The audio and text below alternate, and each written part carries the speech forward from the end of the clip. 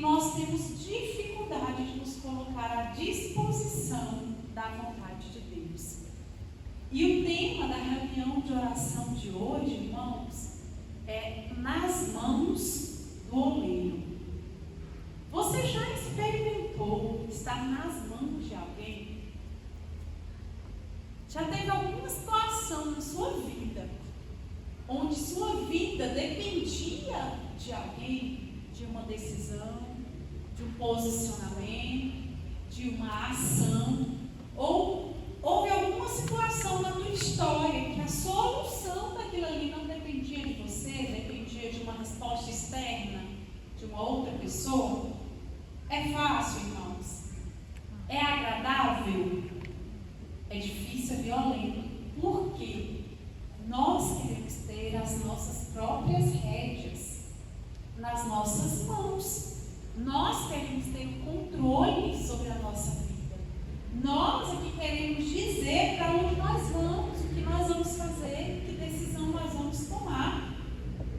E depois de adulto, então, é difícil, não é? Depois de velho, depois de barbado, aí é que é difícil se colocar nas mãos do outro.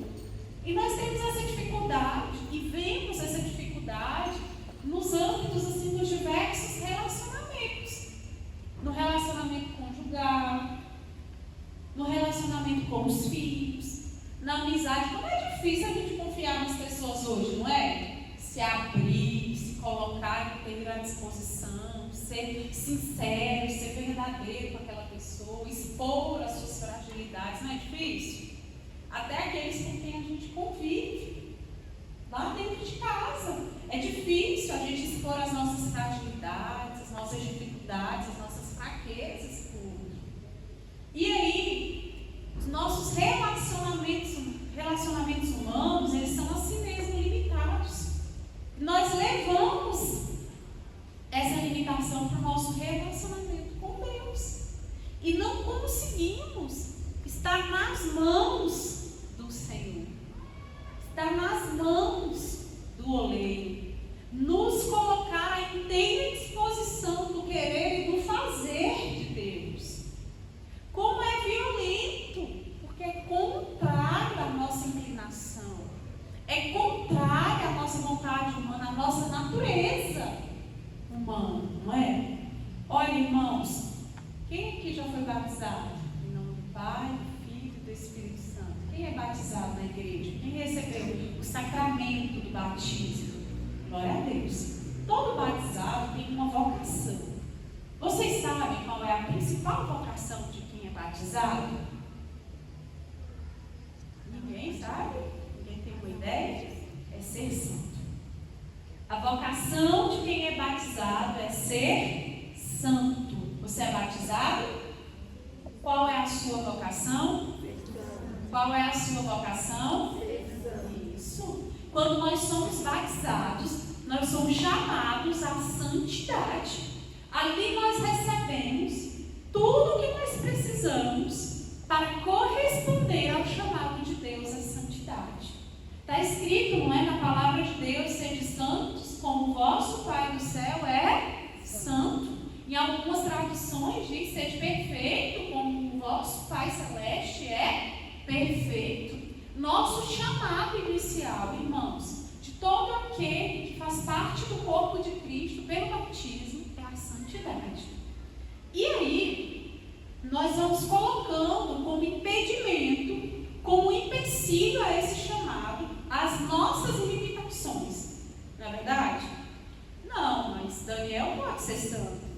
Porque Daniel é diferente de mim. Eu não. Eu sou miserável, eu sou pecadora, eu sou muito orgulhosa, eu sou isso, eu sou aquilo. Eu não dou conta. Não, mas Ana Maria não. Ana Maria é diferente, porque ela fez um doutorado, um mestrado, aí a cabeça dela abriu, ela pode ser santa, eu não.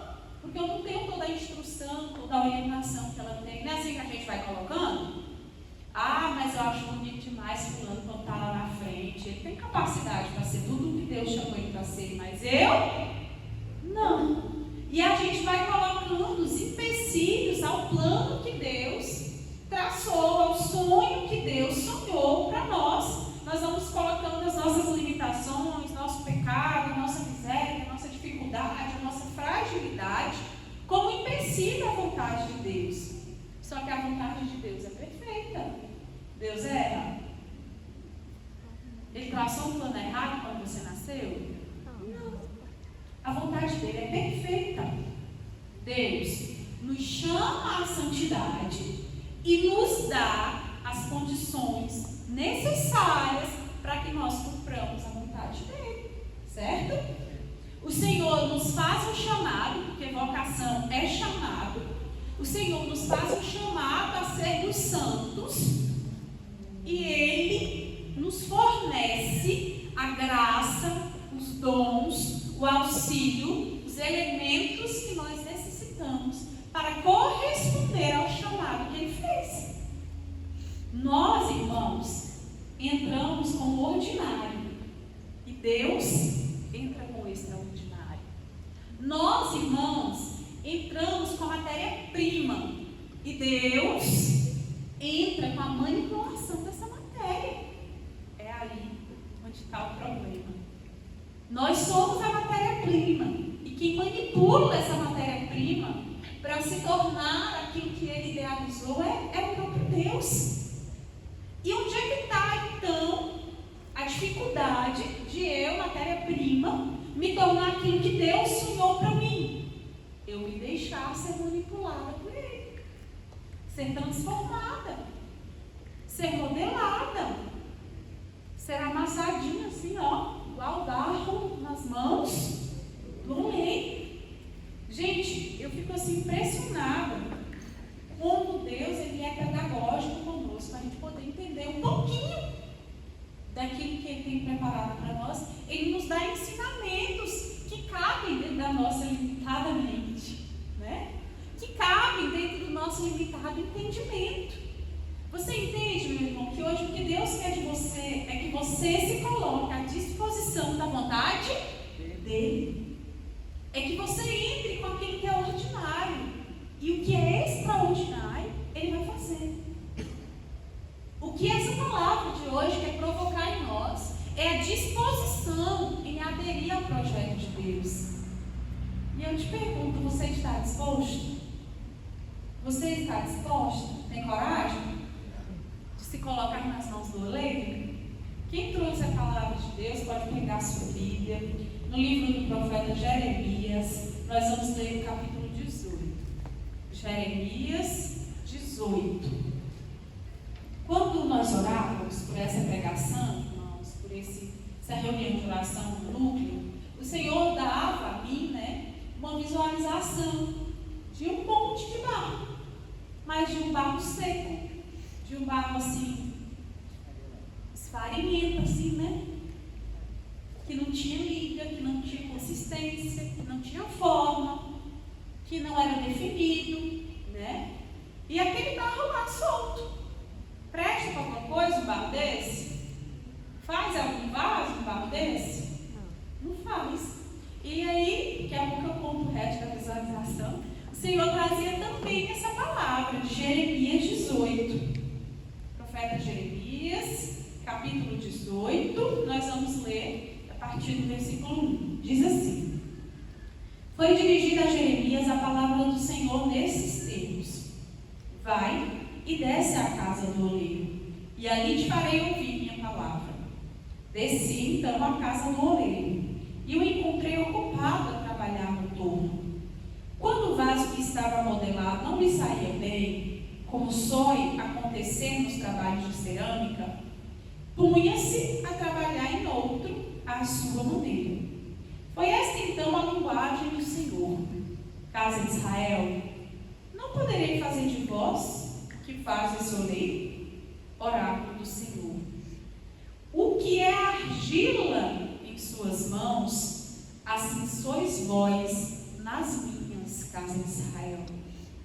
Ora, anuncio a uma nação ou a um reino que vou arrancá-lo e destruí-lo. Mas se essa nação contra a qual me pronunciei se afastar do mal que cometeu, arrependo-me da punição com que resolvera castigá-lo. Outras vezes, em relação a um povo ou reino, resolvo edificá-lo e plantá-lo. Se, porém, tal nação proceder mal diante de meus olhos, e não escutar minha palavra, recuarei do bem que lhe decidiram fazer. Assim, portanto, dirige-te agora nestes termos à gente de Judá e aos habitantes de Jerusalém. Eis o que diz do Senhor: nutro o desígnio de lançar-vos uma desgraça.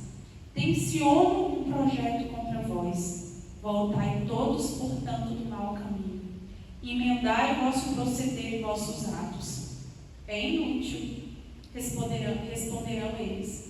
Seguiremos nossas ideias, e cada um de nós agirá de acordo com as más inclinações de seu coração obstinado. Palavra do Senhor. Deus usa essa ilustração do barro nas mãos do oleiro para comparar a relação dele conosco. É muito claro, né? Quando Jeremias se coloca no lugar onde Deus pediu para ele ir e vê, observa o oleiro trabalhando com a argila, ele percebe que quando a argila não toma a forma que o oleiro queria que tomasse, ele larga aquela argila lá e vai trabalhar com outra argila que tenha condições melhores de ser modelada, até ele atingir o objetivo dele. E aí Deus fala assim: olha, vocês são igual a argila na minha mão. Do mesmo jeito que o oleiro faz com a argila, eu faço com o meu povo. Tem hora que eu olho e falo assim: aqui está tudo acabado, igual ele fez lá com Sodoma e Gomorra, né? Diz: eu vou destruir essa nação, não tem mais condição. Esse povo não se endireita, não me escuta, não me obedece, não ouve a minha palavra. Aí o povo vai e entra no molde, se deixa modelar por Deus, pelo oleiro, e fala assim: não, Senhor, então nós vamos corrigir o que nós estamos fazendo de errado, vamos obedecer a tua voz, vamos caminhar retamente. E Deus vai e muda de ideia e fala assim: então eu vou poupar esse povo, porque eles se deixaram modelar pela minha palavra. Do mesmo jeito acontece o contrário, explica o próprio Deus aí para Jeremias. Aquele povo está indo muito bem, obrigada. E Deus fala: eu vou abençoar essa nação. Eu vou fazer esse povo dar frutos, porque eles me obedecem, eles caminham na minha palavra, eles cumprem as minhas leis, os meus mandamentos, está todo mundo aqui andando direitinho. Vou derramar mais bênçãos ainda sobre esse povo, e de repente o povo se inclina para o mal. E Deus volta atrás e fala: opa, estão fugindo do molde, estão saindo da modelagem, então eu vou voltar atrás. E aí o Senhor, lá no versículo 11, ele dá uma ordem: olha, Jeremias, vai lá e fala, você vai avisar: olha, gente, Deus está com a mão erguida e vai descer. Ou vocês endireitam o caminho de vocês, ou então a mão de Deus vai pesar sobre o nosso povo. Mas o povo vai responder assim: Jeremias, não, nós vamos continuar vivendo de acordo com nossas ideias. Nós não queremos saber o que Deus está achando do nosso procedimento. Nós não nos importamos com o que Deus quer que nós sejamos. Nós vamos continuar vivendo de acordo com aquilo que nós achamos que é correto. Gente, é coincidência, é mera semelhança com a gente isso? É assim ou não é? Veio a pandemia, estava todo mundo quase santo, não estava? Estava ou não estava? Fala sério. Todo mundo rezava, implorava a misericórdia de Deus. Meu Deus, todo mundo fazia penitência. Fazer quaresma virou um hábito assim, nacional, foi? Quaresma com Frei Gilson, quaresma com o Instituto Rest, quaresma de São Miguel, quaresma de Quaresma meio. E aí era quaresma uma atrás da outra, não era? A gente se voltou, falou: não, Deus, tenha misericórdia de nós, tenha misericórdia da mãe, nós agora vamos dar direitinho. Pode tirar esse vírus daqui, que nós agora vamos direitar bonitinho. Não foi assim, irmãos?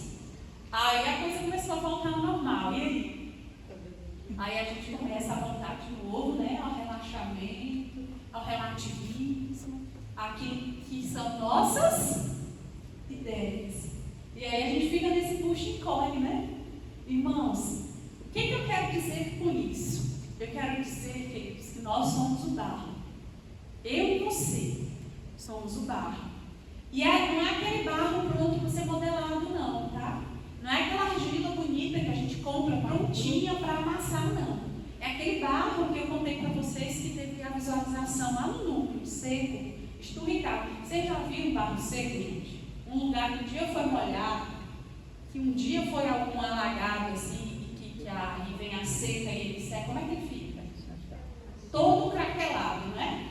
Todo quebrado, cinzento, disforme, rígido, estático, limitado. É possível fazer alguma coisa. Aquilo até arranha a canela da gente, tão duro que é, não é não? Não é verdade? Se você pegar um pedaço dele assim e arrumar na cabeça de um, dói, não dói? É duro, é rígido, é seco, não adere, não tem cor, não serve para nada. Esse barro aí sou eu, diz assim. Esse barro sou eu. Esse barro sou eu. E eu preciso reconhecer que eu não sou nada. E que eu nada posso sem a graça de Deus. Eu preciso entender que sem o auxílio do céu, sem a graça do alto, eu sou igualzinho a esse barro. Eu não sirvo para nada. Diz assim, eu não sirvo para nada sem a graça de Deus. Eu sou piauiense, né? E lá tem um ditado assim, que eu tinha disse que não se fala com ninguém. Fulano não vale nada. Fulano é um pra nada. Você já ouviu esse ditado assim? Pois é mais ou menos assim que a gente é, sem a graça de Deus, irmãos. Pra nada, a gente não serve pra nada. Pra nada. E aí o primeiro passo que nós precisamos dar hoje é reconhecer isso. É reconhecer a condição na qual nós nos encontramos hoje. Deixa eu falar uma coisa para vocês importante. Quando Deus ele nos revela alguma coisa do coração dele, por meio de uma profecia, de uma imagem, de uma visualização, de uma palavra de ciência, seja lá qual for o dom de revelação, quando Deus ele nos revela alguma coisa que está no coração dele, é porque ele quer agir naquela realidade. Então, se eu estou dizendo para você que nós somos esse barro, porque o Senhor nos deu essa visualização lá no núcleo, é porque Deus quer transformar essa realidade. Eu não estou aqui dizendo que você vai sair daqui, esse barro vai seco aí que você chegou, não. Eu estou dizendo que esse barro velho, duro, vai ser transformado. Você entendeu? Só que tem uma condição. Você precisa deixar. Querer ser manipulado pelo oleiro, pelas mãos do oleiro. Irmãos, nós precisamos hoje abrir o nosso coração, nos render ao Senhor, nos colocar na condição de dependência da graça de Deus. Essa é a nossa parte. Esse é o ordinário que eu falei no começo. E o extraordinário, Deus vai entrar com ele. O ordinário é abrir mão da nossa vontade e dar total liberdade para o oleiro. Quem é o oleiro? É Deus. Ele é o oleiro. E o que o oleiro faz com o barro? Porque a gente só acha bonito depois que está pronto, né?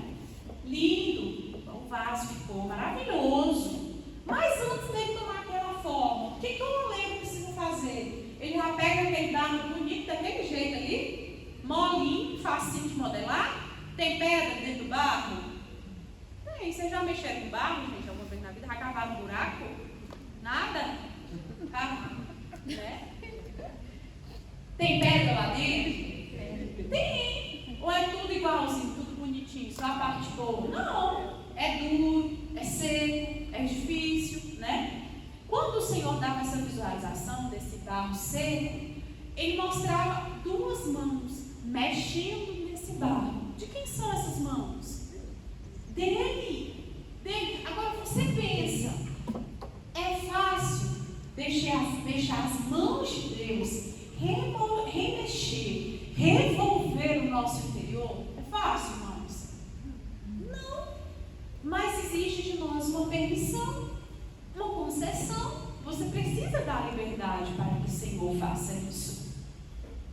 E o Senhor, além de mostrar as mãos revolvendo aquele barro, o Senhor também me mostrava algumas gotinhas sendo despejadas naquele barro bem seco lá.